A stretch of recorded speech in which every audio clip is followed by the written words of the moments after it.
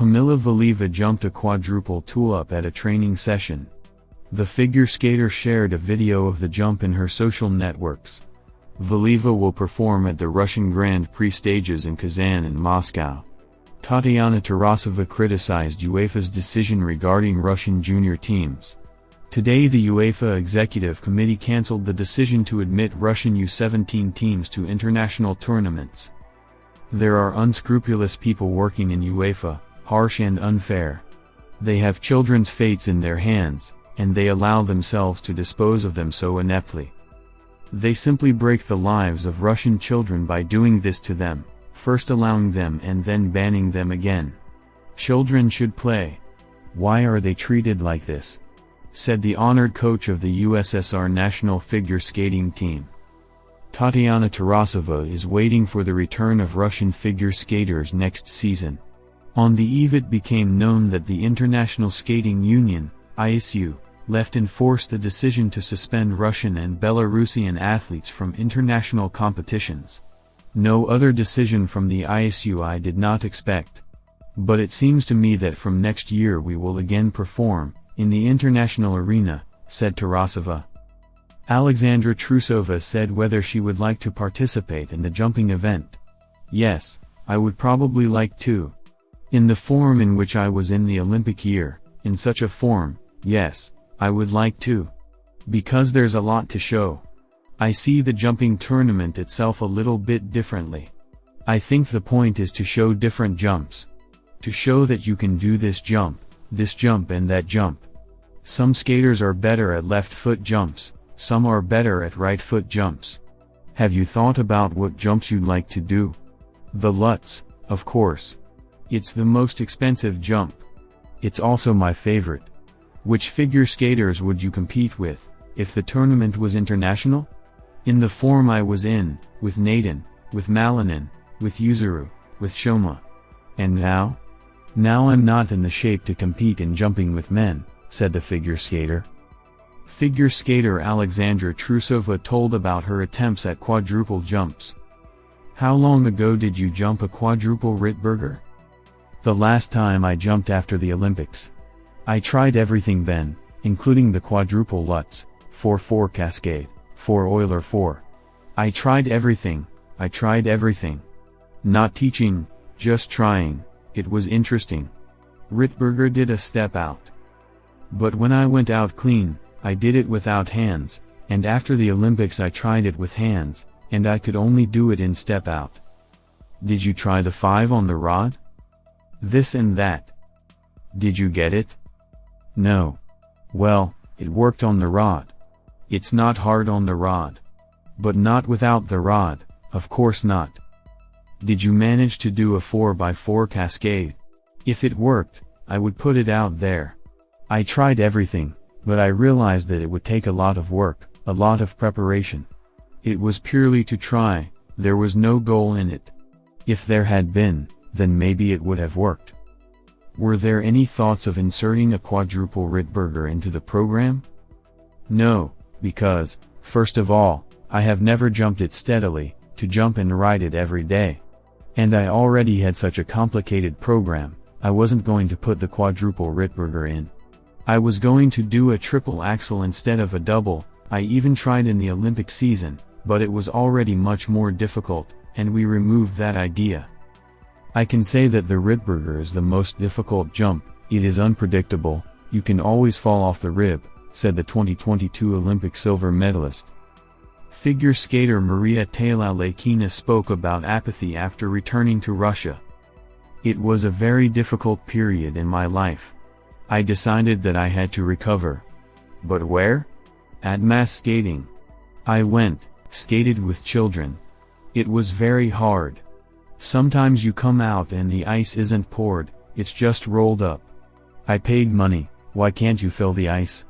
It was hard under those conditions. I was apathetic, I didn't want anything, I couldn't do anything, I had no options. And anyway, what should I do in this life? I don't study anywhere, I don't socialize with anyone here. I just wanted to get hit by a car, that's all. I really did. I cried every day. It's the worst thing when you don't know what's gonna happen next. Will you still be riding? There was an option to come back, but I thought they wouldn't take me back to Russia. And then at one point I called the coaches. When I came back, I thought, did I make the right choice? Am I in the right place? There were competitions that season. I did nothing at all in the short skate and barely made it in the free skate. At those moments I thought, maybe I'm done as an athlete. Then there was another competition, where I performed a little better, but still poorly, in last place. I sat there thinking, what should I do? How can I go on living? I should at least go somewhere to study. If I want to, I'll continue. If not, it's the end. I think I got in. I think I got on the ice. I think I started to recover something. Then I had a slump for a few weeks, already this season. I couldn't do anything, fell off everything. Then I started having weight problems. I had to get in shape. Keeping yourself in shape requires a lot of effort. We have an aesthetic sport. If you go out fat, it's hard on you, and it looks terrible. In fact, I look terrible even now, Talalaikina said. Figure skater Maria Talalaikina told about the difficulties during her life in Italy. Tell us about the period of life in Italy. Was it difficult to go there? It was harder to come back. Last season, after my return, I performed 2 times, and they were terrible. In Italy everything was fine, they supported me. It was difficult with money, sometimes I had nothing to eat. When cards were blocked and it was impossible to transfer money, Angelina Nikolaevna, Turenko, gave it to me. She is cool in general, I am very grateful to her. She never leaves her own in trouble. Did you have problems with the language? There were. I didn't know English very well. Only some phrases, but to speak. There was a language barrier at first. They ask you something, you seem to know how to translate and answer, but you can't. It's like it's hard to say something. I struggled with that at first. Then it became normal. I realized that if I said something wrong, they would laugh and translate it into a joke. On the contrary, everyone helped. We learned English and Italian together with the guys during coffee breaks. Things didn't work out because you're Russian? Yes. I was refused a residence permit. We applied to the police to get a residence permit. I already had a propiska in the apartment, it's one of the stages of obtaining it. They refused because my passport is Russian. If we had applied 2 weeks earlier, maybe they would have given it to us. But now I realize that if I had been given a residence permit and stayed there is no telling how things would have turned out. Naturally, everything there is paid, both accommodation and training. Yes, they helped me with that. But the coach told me that the sponsor left after I left. I do not know for what reasons, apparently, some problems. We talked, and I thought about it.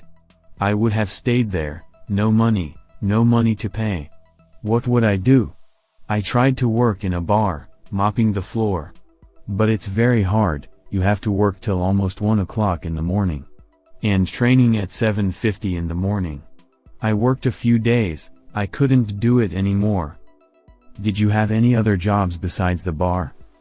Picking apples. But it was winter, there weren't any apples, so. I met a girl there. Her name is Zhenya, she's from Belarus, she moved to Italy many years ago. She helped me to get a job and pick apples. They gave 10 euros for 1 box, and you could pick several. But food is more expensive there, 10 euros is to go to the store once and buy almost nothing. Cheese, bread, some porridge, fruit. That's it. Housing must be expensive. I paid for the first month, and then they helped me. Said Talalaikina.